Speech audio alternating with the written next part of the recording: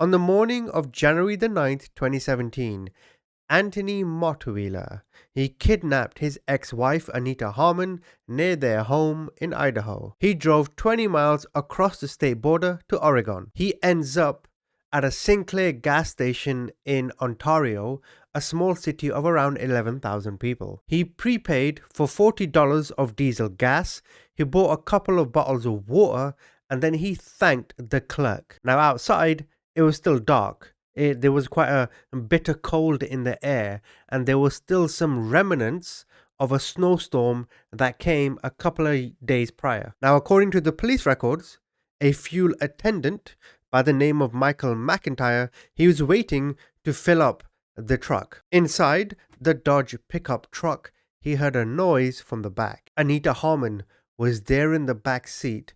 She had a gag around her mouth, her hands were tied, and she was there in shock. And through the noise of the window, Michael heard, help me," from Anita. As Michael witnesses this, Montwheeler is coming out of the gas station. Michael sees him, walks towards him, and he says, "I'll be back in a minute. I have to go inside." Michael himself was a veteran from Vietnam, and he was in his 70s. And I think because of his experiences at war is one of the reasons why during this time he remained so calm and he didn't panic. He didn't alert Montwheeler. He gets back into the store and he tells the clerk, "Call the police, there's a woman tied up in the back of that car." And then slowly he returned outside and he kept his demeanor normal, upright, calm, so that Montwheeler would not be alerted that he knows there's a woman in the back of the truck. Montwheeler himself, he was 49 years old.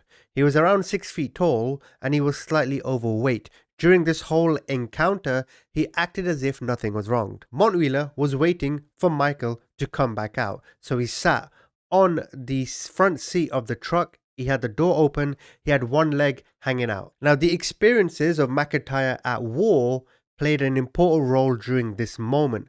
So as he comes back out, he starts putting the gas into Montwheeler's truck. Montwheeler himself was wearing a big jacket and a baseball cap. As soon as Michael filled the truck up with gas, again, $40 clicked on the gas reader, he says to Montwheeler, "Wait, the cops are coming." Montwheeler then takes a look. He looks around and then he grabs something from under his seat. And according to McIntyre, during this moment, Montwheeler is looking around.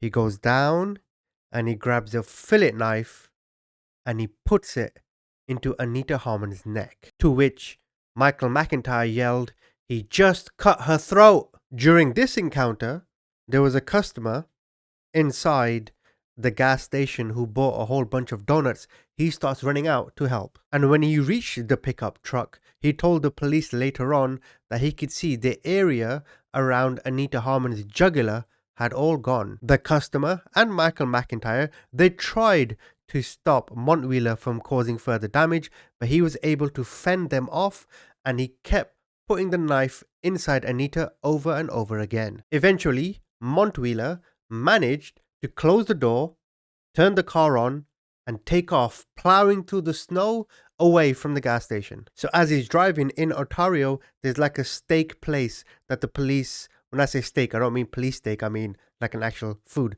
steak. A police car spots this Dodge driving very erratically. So the police start chasing him, and then Montwheeler ends up on these potato fields and he's driving around 90 miles per hour. Now, there was a man by the name of David Bates. He was with his wife Jessica driving along on the main roads, and because of the snow, normally they go to work in separate cars, but because of the snowstorm, David thought, well, why don't I drop my wife off to work, because I want to keep her safe. As Montwheeler comes onto their intersection, David veers right and they collide. Jessica looks back and the last thing she remembers is the car hitting and a loud bang. Upon this bang, she blacks out. Jessica herself, she survived with a concussion, 3 broken ribs, a fractured hand, and a collapsed lung. David, however, who was 38 at the time, was pronounced dead at the scene, as well as Anita Harmon. Montwheeler, who suffered only minor injuries, was taken into custody. He told the nurse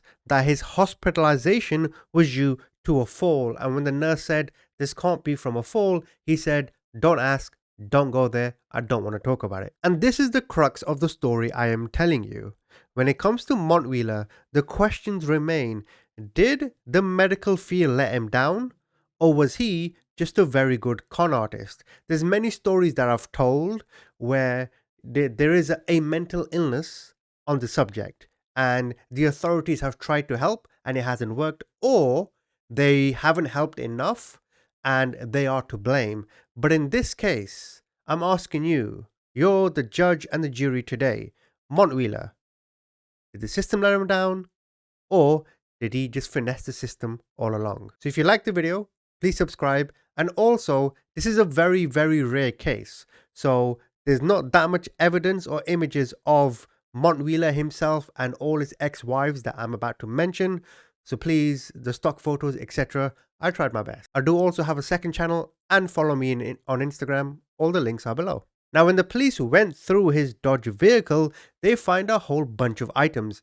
The fillet knife that he used to put into Anita is filled with blood. They found zip ties, they found binoculars, they found other small knives. They also found latex gloves and duct tape. Now, I don't have a truck, but these aren't normal, ordinary items. Investigators also pulled an extensive criminal record of Montwheeler, including multiple counts of theft and attempted fraud, but only one previous incident of violence. 2 decades earlier, in 1996, Montwheeler had been charged with kidnapping a previous wife and their son at gunpoint. And on a separate note, I will never understand why men kidnap their partners. It's rare, I know, but we hear it a lot in true crime stories. If you love someone, or even if you don't love them anymore, just walk the fuck away. Now, he was found guilty except for insanity, which meant he avoided incarceration but would remain under state jurisdiction for the maximum possible sentence, which in this case was 70 years. Now, a month before the deaths of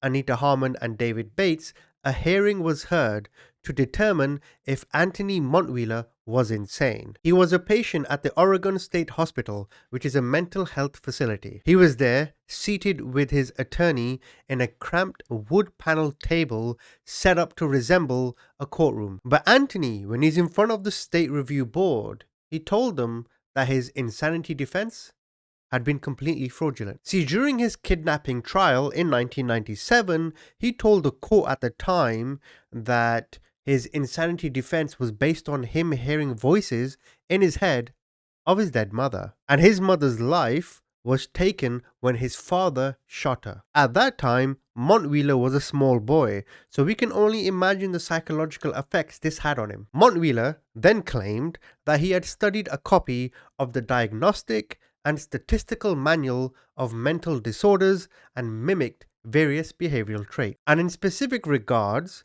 to hearing the voices of deceased loved ones, he told the state review board, "I had basically made that up. I had to make myself sound crazy. It was either go to prison or end up in one of these hospitals. All I had to do, make myself sound a little crazy, and then I'd end up in the hospital. That's something I had to do, but all of this, I made it up.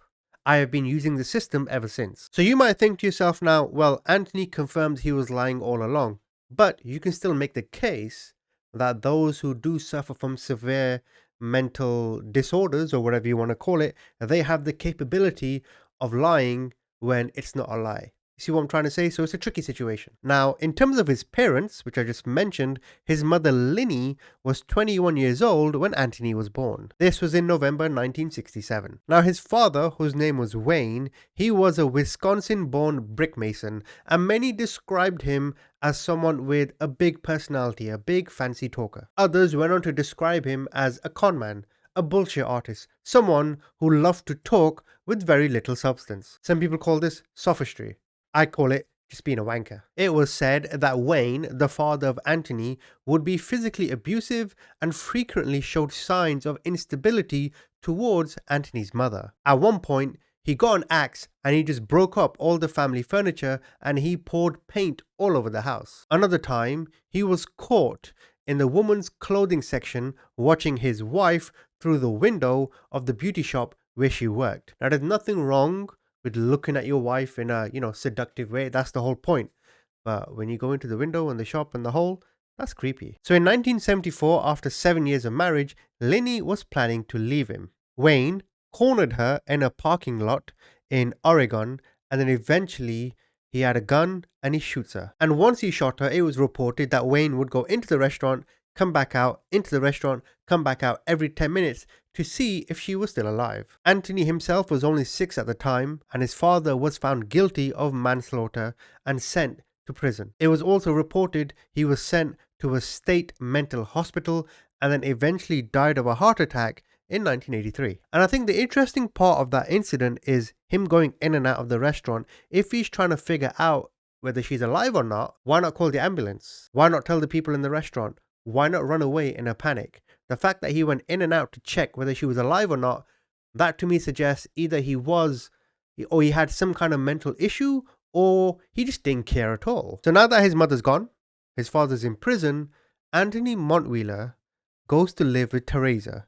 Teresa is the sister of his mother Linny, and he's there with her husband Jimmy Ray Hildebrand. It is said in high school, Anthony, who went by the name Tony, was quite a good sportsman and he loved to hunt and to fish. It is said that he was quite good at building, and once he built an ice sculpture of Bart Simpson. But at the same time, his step-uncle, if you like, John Hildebrand, he described Montwheeler as having a few screws loose. Now, one time, the neighbor's dog would always bark whenever there was someone around the dog would bark and bark and bark, and as dogs do. But one night, Montwheeler comes into the house and he says, "You don't have to worry about that dog anymore," because he ran over it with his pickup truck. After completing high school, Anthony Montwheeler joined the Marines. Now at this point, you could say he has suffered a lot of trauma. Firstly, witnessing his father's behavior, then realizing his mother's gone at the hands of his father. Now that his parents are gone, he's living with someone else. I can only imagine the effects that have on him. But when he was in the Marines, he lost a dear friend, and I think this was his first psychotic break as an adult. A fellow Marine by the name of Michael stepped on a landmine and was killed. Montwheeler eventually leaves the service in 1989. He moves to California and he meets Rosa Carrasco. She was 23 years old and eventually they have a son by the name of Emilio. But when his son was born, Montwheeler became increasingly withdrawn. Rosa would tell the police that Montwheeler would be gone hours into the night. Sometimes he didn't even turn up for work, and he wasn't much of a sleeper. Rosa herself told the police she thought at that time maybe he's doing drugs, maybe there's some kind of substance abuse, but she also confirmed he wasn't really one to use drugs. Montwheeler eventually moves back to Oregon to work as a truck driver, and he leaves Carrasco and Emiliano. And in March 1996, they agree to meet up to talk about divorce. But when she meets up with him, Rosa Carrasco, she tells her family, "If I don't come back, you will know why." And when she got into Montwheeler's truck with her son Emiliano, who was 3 years old at the time, Montwheeler speeds up into the freeway. And as he speeds up, he says, "Change of plan." He goes on to say, "I think we need to spend some time together." He then ends up driving 15 hours to Baker City, which is in the northeastern region of Oregon, and he's there with his brother Monty. Now imagine this. Imagine you get into someone's car, anyone's car, even your close friend, one of your best friends, even your parents' car, and they end up driving for 15 hours. What the fuck? And over the next 2 months, they stayed in a rented trailer as Montwheeler descended into madness. So imagine that. Imagine Emiliano, 3 years old. He's essentially been hijacked, kidnapped, whatever you want to call it. And now they're living in some rented trailer.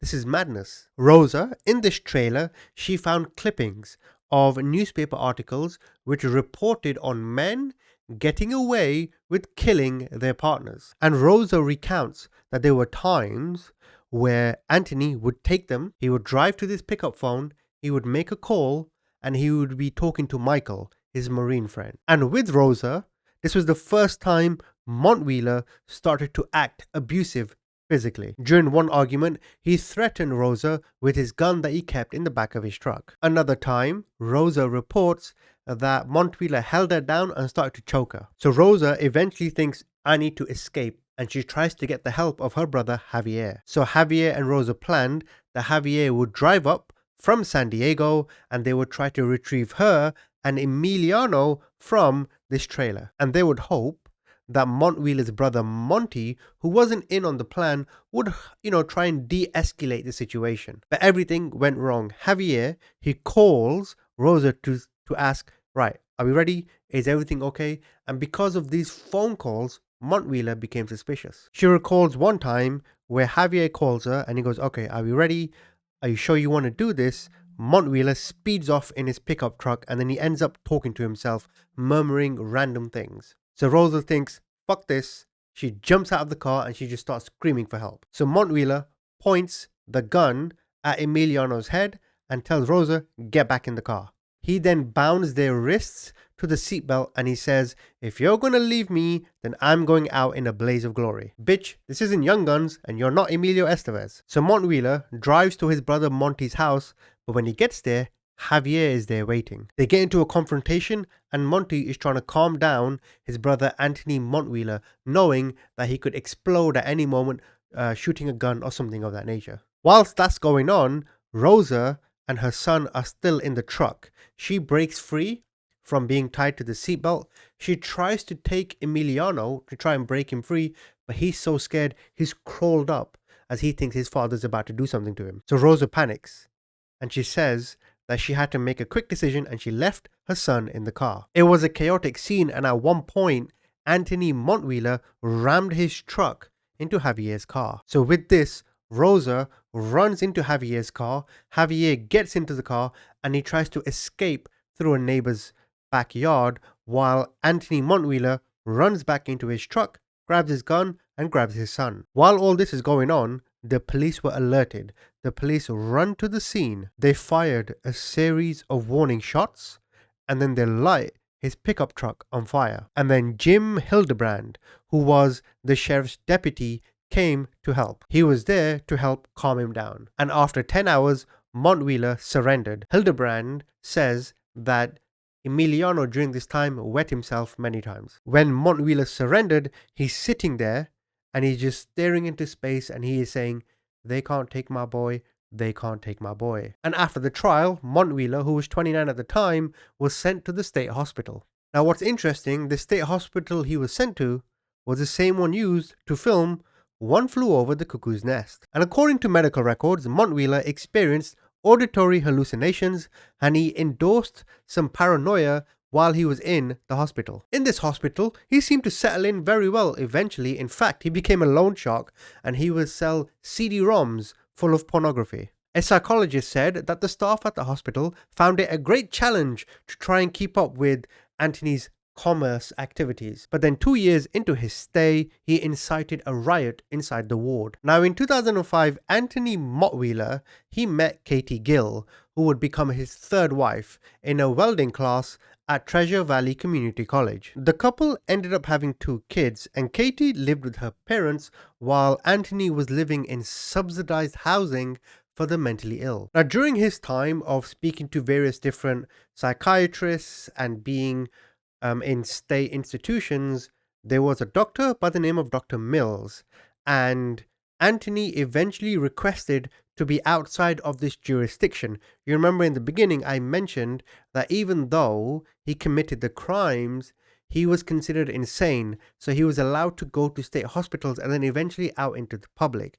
During this time, he encountered Dr. Mills. So Dr. Mills got to know him over a long period of time. So in 2009, Anthony requests a discharge from this jurisdiction, to which Dr. Mills said she was fine with it. She wrote a letter to the board. She said that though Anthony has a mental illness, his symptoms are manageable. She goes on to say in the letter that if Anthony was to get into trouble in the future, it'll be more down to his antisocial traits rather than some mental disorder. Montwheeler's request, however, was denied. But within a year, Montwheeler and Katie Gill had divorced, but then he was engaged again. And this is where he meets Anita Harmon. He met her in the checkout line of a Walmart, where she worked as a cashier. Anita ended up telling her family that Montwheeler was the man of her dreams. And on December the 7th, 2010, Montwheeler and Anita Harmon get married. Now in early 2011, Montwheeler and Anita, they began working together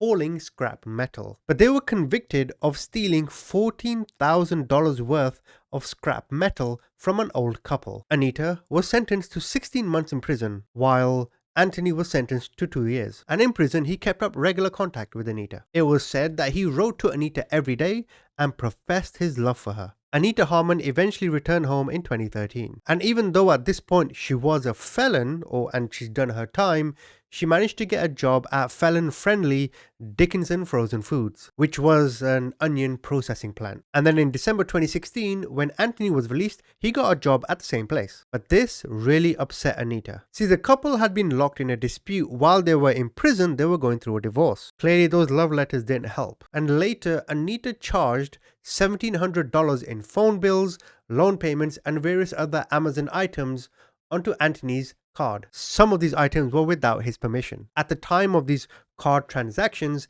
he was living with his brother in Idaho. He also had a girlfriend by Nicole Krill. And in this story so far, I don't know if you're thinking this, but it baffles me how he manages to find a woman every single time, but it just goes to show that when you meet someone, nothing is ever what it seems. Everyone hiding behind a mask, trying to hide their flaws and their skeletons. I mean, I have my skeletons too, for sure, but not this shit. On January the 8th, he changed his Facebook status to in a relationship, and he sends a message to a friend saying, time to enjoy life and be happy. But then around Christmas of the same year, he started to experience insomnia, and he told a psychiatrist that he saw warning signs. He started to feel similar to what he was feeling when he kidnapped Rosa. Now at 4 a.m.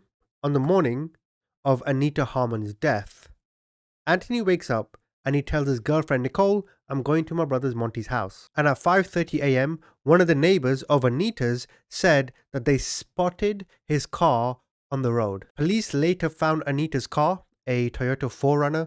It was in pretty bad condition. They found it in the middle of the road and the headlights were on. But importantly, the keys were still in the ignition. So the police end up thinking in their head, Anthony approaches Anita's house and it just turns out that she was leaving. Or he goes into the house, she's like, I'm getting the hell away from here. She gets into her car and she leaves. Either way, she's in her car and she's leaving. He probably drives up to her, stops her in the middle of the road, grabs her and takes her. And during the police chase, before he collided with David's car earlier in the story, he's on the phone to Nicole. And he says, Nicole, I'm not going to see you anytime soon because I've hurt Anita. Anthony Montwheeler was sentenced to life in prison for taking the life of Anita Harmon. So now that we come to the end of the story, the question is, where do we go? See, he claimed he wasn't insane. He claimed he was insane, but then later he said, I faked the whole thing. He even read a book on how to fake it. But at the same time, he's kidnapping his girl. He watched his father take the life of his mother. Not physically watched, but at that time. So his parents were gone. So, and I can only imagine what kind of trauma that was. And I'm not trying to make an excuse for him, but it's like, okay, so where do we go? I think, personally, that he was aggressive and he was impatient and he did have a few screws loose. But I think he knew exactly what he was doing. But I'm not a professional psychiatrist. I'm just looking at the story, looking at the way he looks, looking into his eyes, and just inferring what I feel. But I can't help but think of all those women. Anita's gone. But Rosa, what kind of relationships did she have after that? Imagine the trauma on young Emiliano. Imagine when Emiliano's there in the trailer. You know, when the police come and they're having like a stakeout, shootout, whatever it's called. And Anthony's holding him and he's got a gun. And Emiliano's peeing himself. He's scared or whatever. Like just imagine now. So if somebody holds him, or he's older now, but I'm just saying, if somebody was to hold him, or if he's in a danger situation, what kind of trauma would he have to try and cope? Maybe as he gets older, the stress, the post-traumatic stress from that, maybe he had to have taken drugs or something. I don't know. But I guess the real victims of this story are Anita, are Rosa, are Katie Gill, Nicola as well, or Nicole, sorry. And all the women he encountered and all the women he finessed. Because let's be real, he was a fraud. He had his mental issues, yes. He had his problems, yes, no doubt.